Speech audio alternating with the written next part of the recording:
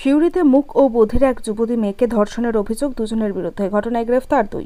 সিউড়ি আদালতের সরকারি আইনজীবী জানিয়েছেন, গত বৃহস্পতিবার সিউড়ির একটি মাঠে রাজনগর থানা এলাকার এক মুখ ও বধির মেয়েকে তুলে নিয়ে এসে ধর্ষণ করা হয়েছে।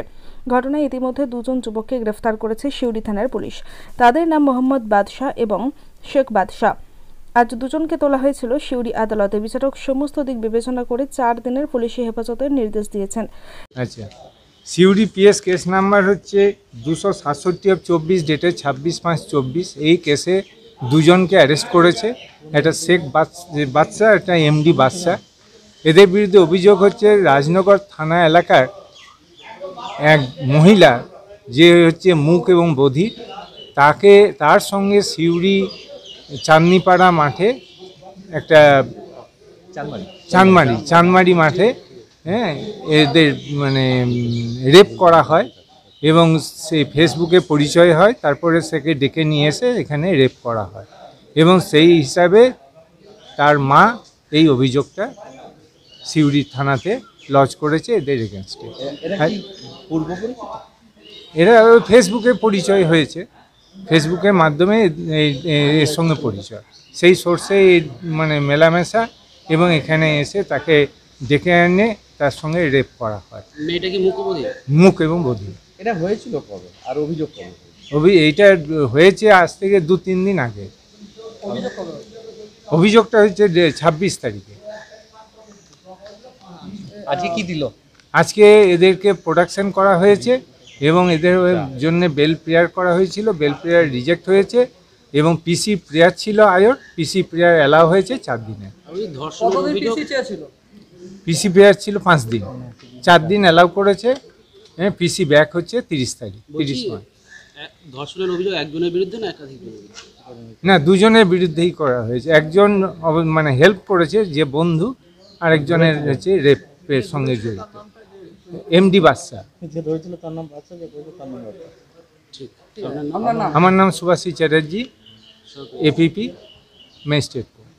এই মেয়েটির সাথে যুবকদের ফেসবুকে আলাপ হয়। পরবর্তী ক্ষেত্রে মেয়েটিকে ধর্ষণ করা হয় বলে অভিযোগ। যদিও সমস্ত অভিযোগ অস্বীকার করে মেয়েটির অভিযোগ মিথ্যা বলে দাবি করেছেন অভিযুক্ত পক্ষের আইনজীবী সুকুমার ঘোষ। থানায় একটা মামলা অভিযোগ করেছিল, এক ভদ্রমহিলা মামলা করেছিলেন রাজনগরের। মামলা করে বলেছিলেন যে তার মেয়ের সঙ্গে নাকি এই আসামিদের একটা মোবাইলে কথাবার্তা হতো, ভাব ভালোবাসার একটা সম্পর্ক ছিল, এটা অভিযোগ আর কি ওদের।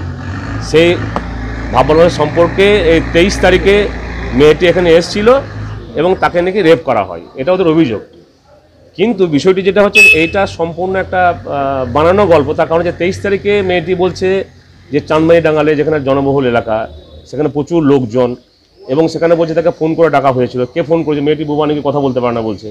তার সঙ্গে একজনকে লোক ছিল। তারপরে সেখানে কি করে, সে রায়নগর চলে যায়, বাড়ি চলে যাওয়ার পরে তার বক্তব্য যে সেখানে চলে যায়, তার 3-4 দিন পরে সে সিউড়ি থানাতে অভিযোগটা করেছে আর কি। এটা আসামির কাছ থেকে যেটা জানা গেল, এটা একটা সাজানো গল্প। এবং এটাও জানা যাচ্ছে যে ভদ্রমহিলা যিনি মামলা করেছেন আর কি, যিনি মামলা করেছেন, এই মেয়েটি নাকি যে ভিকটিম, সে নাকি আরও অন্য ছেলের সঙ্গে এরকম ঘটনা ঘটেছে আর কি। এই ভিকটিম নাকি আরও অন্য ছেলের সঙ্গে এরকম ঘটনা ঘটেছে, তার এটা নাকি পেশা। এরা আসামিদের কাছ থেকে পরবর্তী ক্ষেত্রে জানতে পারলাম যে এটা নাকি সে এরকম করে বিভিন্ন লোকদেরকে ফাঁসিয়ে মামলাগুলো করে আর কি। এই মামলায় 2 জনকে অ্যারেস্ট করেছে, 2 জনকে রয়েছে। আজকে 4 দিনের জন্য পিসি অ্যালাউ করেছেন কোর্ট, লন্ডন কোর্ট পিসি অ্যালাউ করেছে। 4 দিন পর তাদেরকে আবার তোলা হবে, অর্থাৎ 30 তারিখে, আগামী 30 তারিখে আবার এদিকে সিউড়ি কোর্টে প্রোডাকশন দেওয়া হবে।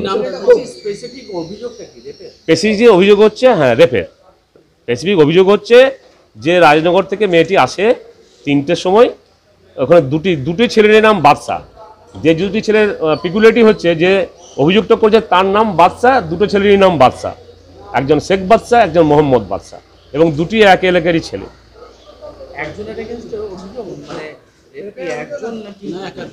না, রেপটা একজনের বিরুদ্ধে বলতে চাইছে, একজন ধরেছিল, একজন রেপ করেছিল। 2 জন রেপ করেছিল, কোথাও কিছু বলছে না, অথচ সেকশনে 376 দিয়ে দেওয়া হয়েছে। না, মেডিকেল রিপোর্ট সবে হয়েছে, মেডিকেল রিপোর্ট এখন কিছু আসেনি। মেডিকেল রিপোর্ট করানো হয়েছে, সেটা তো পুলিশ বলতে পারবে, প্রসিকিউশন বলতে পারবে। পুলিশ 7 দিন চেয়েছিল, কোর্ট 4 দিন অ্যালাউ করেছেন। আমার নাম সুকুমার ঘোষ, আমি অ্যাকুইজডের পক্ষে আইনজীবী। আমিন নাশিদের রিপোর্ট, জনকণ্ঠ টিভি নিউজ।